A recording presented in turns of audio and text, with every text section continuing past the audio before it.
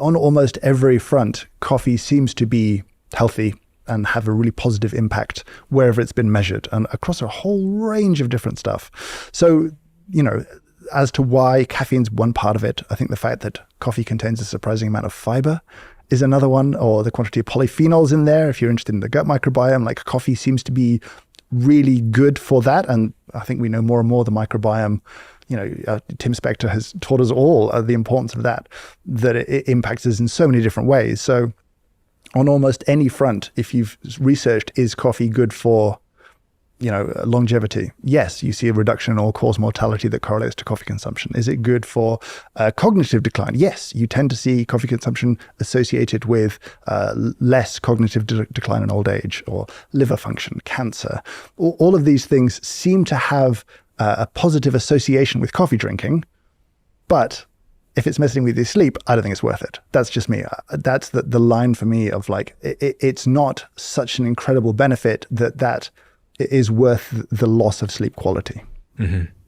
Yeah, sleep has become just the biggest obsession in my life over the last year. I think for all of us. I think it's just, if you pay attention to this stuff, you can't help but begin to obsess over it. I hope healthily. Yeah. So to avoid the impact of coffee impacting our sleep, you think the best thing to do is, because I've just not been drinking coffee after like 1 p.m. Great. Okay. I think that's a pretty good way to go. I think decaf is still a good option. I think people are kind of really negative about decaf because we have this caffeine first association with coffee. Mm-hmm. A lot of people are like, why would I drink decaf? What's the point? Mm-hmm. You see a lot of death before decaf or whatever. But I think decaf can be really tasty, which is good. Like, it's a nice, delicious hot drink. And also, there's a little bit less of the downside if you are concerned about caffeine. I'm so you and Tim Spector are the two people that have made the case. I think the first time I spoke to Tim Spector about coffee, he was a little bit on the fence as to whether it was healthy or not. He came back a second time, and I think there's been a little bit of a shift in him. He's now pro-coffee in terms of the gut microbiome, which I thought was super interesting. He says it counts as one of my 30 fruit and vegetables a week that I need to get, which was really surprising. So it helped my gut microbiome. He talked about the longevity impacts as well, which I thought was staggering, that the studies seem to show that it will extend your life. Yeah, it's a reduction in all-cause mortality. So you're just less likely to die early, I suppose, is the easiest way to think about it. Or that's what we see from the studies. And it's not that the studies aren't without flaws, but there's been a lot now, and you tend to see people dying less often or less early when they drink more coffee. Not a huge amount of coffee. And this is if you ever go into the research, this is really important. A cup of coffee to you or me might look like this. A cup of coffee to a researcher is 120 mils of coffee, which is about half of this. So you'll see loads of studies say 3 cups of coffee is when you see these benefits. That's not a liter of coffee. That's more like 300 to 400 mils total a day of, say, filter coffee, or 1 or 2 or 3 espressos, single espressos. So the definition of a cup from all these studies is really confusing and problematic, and I think encourages excess coffee consumption.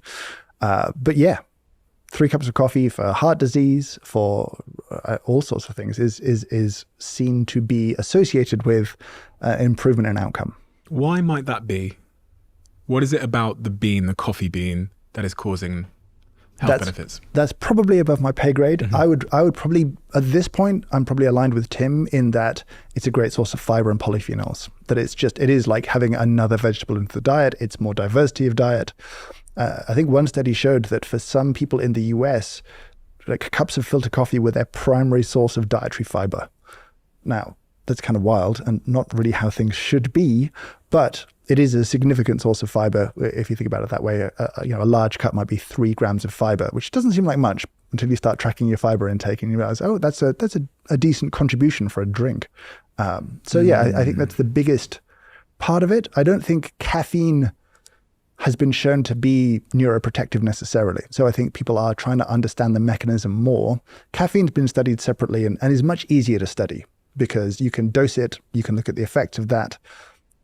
To really do a study on coffee consumption is really hard. You can't really do a randomized controlled trial where you raise people from, say, 15 to 60 years old, you control their diet, exercise, sleep, and you just randomize the coffee consumption, because then you might see something that you could really say coffee is good or bad.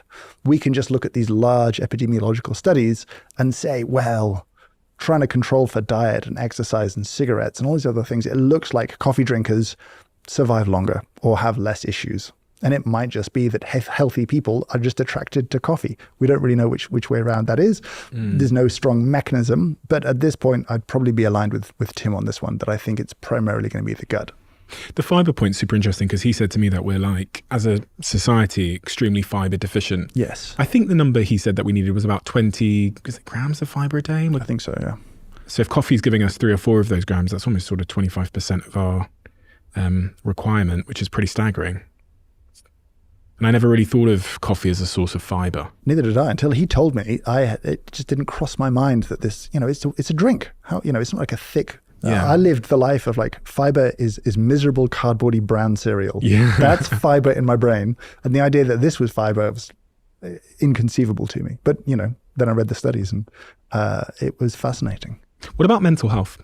I've always wondered, even things like depression, anxiety, I've always assumed a little bit that coffee, because of the caffeine, is going to be bad for anxiety. I would certainly say, not a doctor, but I would certainly say that if someone suffers with anxiety, cutting out caffeine would be something to test and to see if there's benefits to cutting caffeine out. There are a bunch of studies done on it. They're not uniform in their outcome. Some found different results for caffeine consumption. And I think because you're trying to study what is ultimately quite a generic term that covers a lot of different experiences and challenges that people face. So yeah, I wouldn't say consume it regardless, don't think about it. I think if you struggle with anxiety, it would certainly be worth considering cutting it out. What about depression? I think the same sort of thing is true there. I think there have been studies that correlate caffeine consumption to depression. I think there are people who have used it and have found benefit from it. Again, it's one of those ones where I just wouldn't blindly consume caffeine assuming a benefit to mental health. If I have mental health challenges, I think it's a place to check, and it's pretty easy to check. Cut it out for a month. It'll suck for a few days, but you may see benefits or you may not. But another sort of complicated, tenuous link has been made towards cancer with coffee. Mm-hmm. Most of the meta-studies now seem to come down on, for almost every cancer, there's a lower incidence associated with coffee consumption. That's not universal. Some studies have found differently. Again, they're just really hard studies to do effectively, I think. I think that's the challenge of it.